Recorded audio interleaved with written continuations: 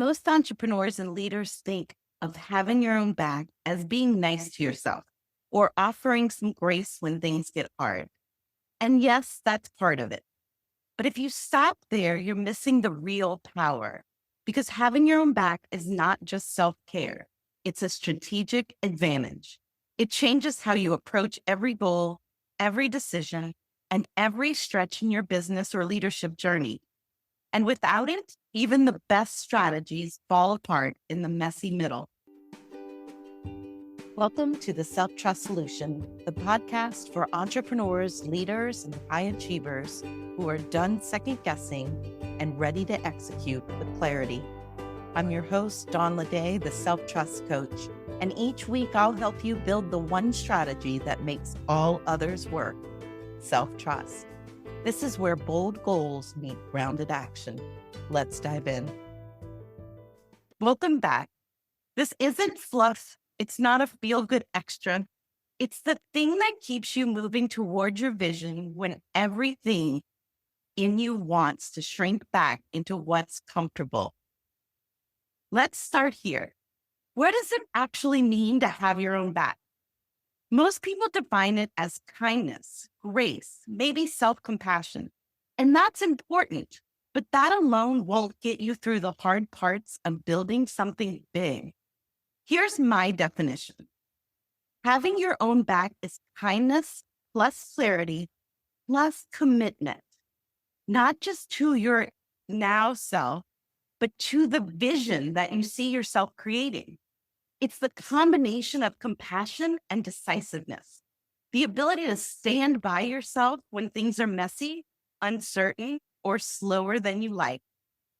When you have your own back, you make firm decisions for your future, and you stick to them when things get uncomfortable. You follow through because it serves your vision, not because you feel like it in the moment. You refuse to let now comforts overshadow the future you're building. This is the opposite of abandoning your plan the second you hit resistance. It's looking at the discomfort and saying, yep, I expected you, and I'm still going. The truth is, when you're building something meaningful, the discomfort isn't a sign you're off track. It's proof you're actually on it. Having your own back also means becoming data-driven instead of drama-driven.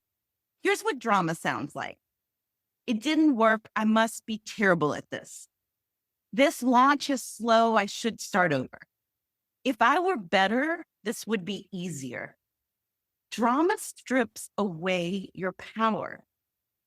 Data sounds like, here's what worked. How can I do more of it? Here's what didn't. How can I improve, adjust, or remove it? One of my clients recently faced this exact situation. She was discouraged because her social media posts weren't getting much engagement. Her first instinct, post less. But when we stepped back from the drama, we saw the data.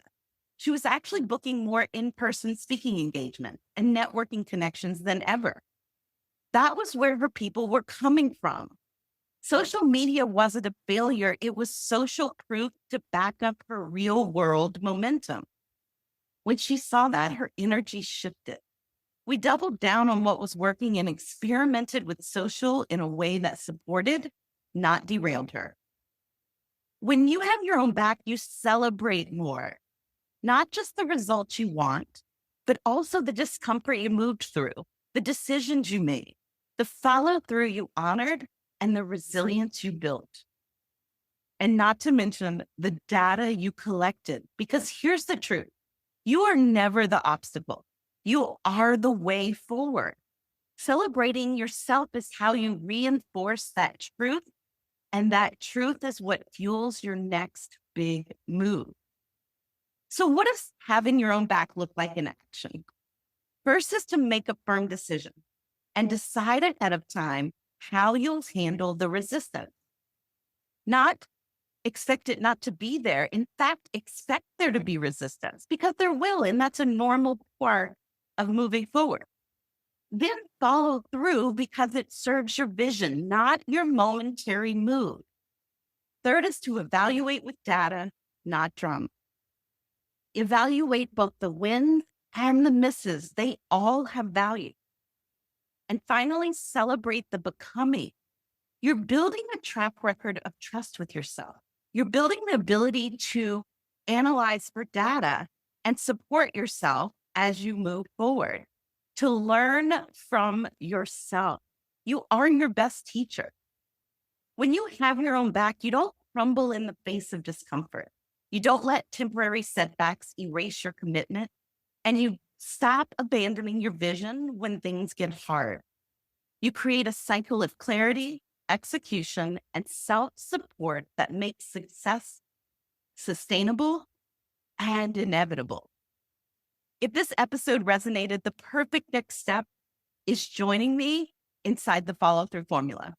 Inside, I'll walk you through the exact tools and strategies to build this into your personal operating system for success, including an evaluation process that takes the drama out and puts the data in.